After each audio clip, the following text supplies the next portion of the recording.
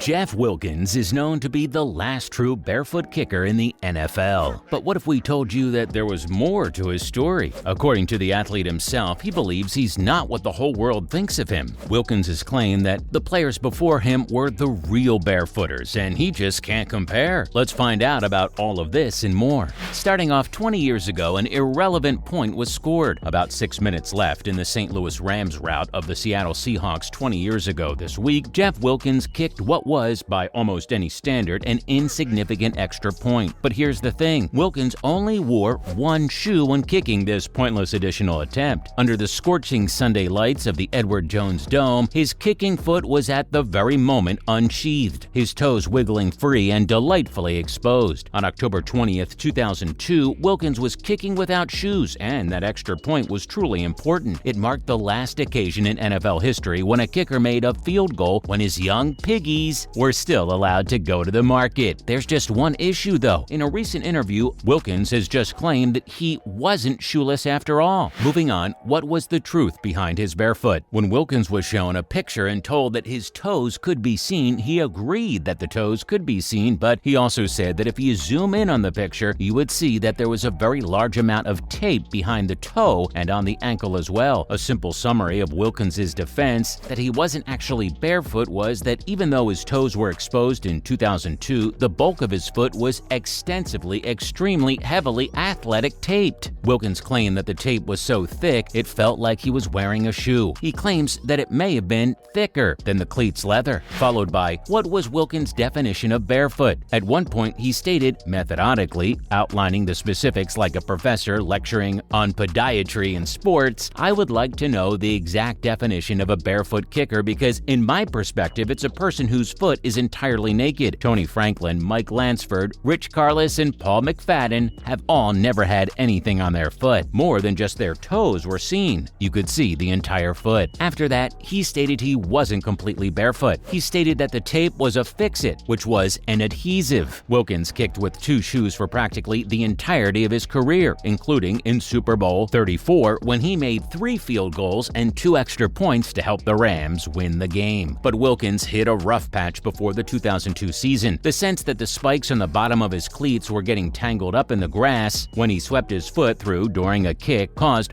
what he described as a mechanical fault or glitch. Up next, how did Wilkins deal with the shoe problem? Wilkins was unable to overcome the hitch. Kickers have always been concerned with getting low enough on the ball to send it high into the air. He played with his shoes, at one point even removing one of the front spikes and replacing it with the tiny round metal snap off his helmet since it was much more discreet, but nothing got results up until Wilkins completely removed his shoe. Wilkins in particular remembers clearly thinking in 2002 that he didn't want to go entirely barefoot. "I had played about with it as a practice exercise," he said, "but I had never felt at ease. I simply didn't enjoy it. It was basically like having a shoe without the spikes on the bottom," Wilkins said of the pre-wrap and tape that covered his instep. He wrapped the foot himself in practice first because he was too ashamed to go to the trainer. However, he employed it in a game after seeing some success. Suddenly, his foot's bottom was only touching the ground instead of sticking, and was more than happy to put up with the amusing remarks from his teammates once they realized their kicker had self-mummified his foot. Moving on, why did Wilkins rely on the tape? Well, in any case, they believe kickers are nuts, Wilkins added. It was out of desperation. He was doing anything to avoid losing his job because he was afraid of it. He used the tape during the season's first 7 games, making 9 of 12 field goals and 16 of 16 extra points. After that, he declared that he realized what he was doing and rectified it. After the Seattle game, he had a bye week, so he put the shoe back on. In terms of statistics, Wilkins actually had his finest season the year after, when he was an All-Pro and led the league in scoring while donning shoes. He has always been uneasy about the attention on his brief period of shoelessness because of this. Because he had tape on it, he feels like it's a bit insulting to those men who genuinely kicked barefoot and wanted to kick barefoot their entire careers, he continued. He could understand why people may enjoy it. However, it just never fit me as well as it did them. He displayed a pair of NFL cleats. He remarked that he always wanted the shoe on. Next up, would Wilkins do it all over again if he could? Wilkins claimed that if he could go back in time, he would just have bandaged his toes as well. After all, it was the toes that led everyone to assume he was barefoot. They are the inspiration for the texts, emails, and random chirps he receives from football fans telling him that everyone believes he's the NFL's final barefoot kicker. And it's true, it's difficult to overlook the toes. Regarding Wilkins' circumstance, two counter-arguments are important to take into account. The first was brought up by Ravens kicker Justin Tucker, whose response to our question regarding barefoot kicking ranged from sincere amusement to utter horror. So, did Tucker ever give it a shot? Definitely not, if we go by his words. Are you technically barefoot if you're wearing flip-flops? Tucker noted that one's toes are visible in both scenarios. He went on, to be truly barefoot, one's toes and heels may have to be pointed out and in contact with the earth. Therefore, when Jeff claims that he did not consider himself to be a barefoot kicker, I believe he may have a point. Even though Tucker is unquestionably an expert in the field of kicking, we would agree that Wilkins' claim to be a barefoot kicker has a deeper and more significant conceptual flaw. Wilkins doesn't believe he is one. Let's talk about who started the barefoot trend. Tony Franklin started the craze when he scored the first barefoot points in the league as an Eagles rookie in 1979. Since he was little, Franklin had been kicking without shoes. He claims that during the sweltering summers in Texas, where he was raised, he never wore shoes. He thought doing it barefoot gave him better control over his kicks, and in 1976, while playing for Texas A&M, he made 2 field goals that were more than 60 yards long in a single game. There were several punters and 6 barefoot kickers in the NFL throughout the 1980s. It sounds silly now. It was just because there was no scientific evidence to support barefoot kicking or any form of study that showed it provided more power or control. However, the mental aspect typically outweighs everything in sports, and whether or not it was demonstrably beneficial, a number of kickers felt it did. Mike Lansford also was one of the famous barefooters. He said that once he was exercising one day and was wearing these worn-out, filthy shoes, Lansford told that he felt a blister on his heel, so he removed his shoe that day. He soon discovered that Tony Franklin was a member of the league, and boy, the man could kick with no shoes on. So Lansford gave it a go too. He could decrease his ball strike thanks to it. His foot also moved much more quickly, and that was the start of his barefooting. Lastly, Wilkins believes that he wasn't a barefoot at heart. Wilkins wasn't convinced. He still isn't. Whether or not he was barefoot in 2002, he most definitely didn't consider himself a barefoot kicker and didn't belong to that group. He played a few games while wearing tape around his foot when he put his shoe back on. Unlike Carlos, who in his retirement owns a company called Barefoot Bronco Woodworking, it wasn't a part of his soul. He didn't have it ingrained in him as Lansford had, who claimed that if he hadn't kicked barefoot, he most likely wouldn't have had a career. History doesn't always go as we wish, and we obviously have no influence over this, but for what it's worth, we think we're all mistaken about this. The tape is significant. Diddleman 2004, the person who added the information that Wilkins was the final barefoot kicker in the NFL to his Wikipedia page years ago, should probably remove it after what the athlete has said, which would mean that Mike Lansford's kick on New Year's Eve 1990 should be remembered as the last occasion the league witnessed a kicker working with bare feet. Well, that's a wrap for this video. Is Jeff really a barefooter? Comment below, give this video a thumbs up, and subscribe to our channel for more videos like this. And we'll see you in the next one.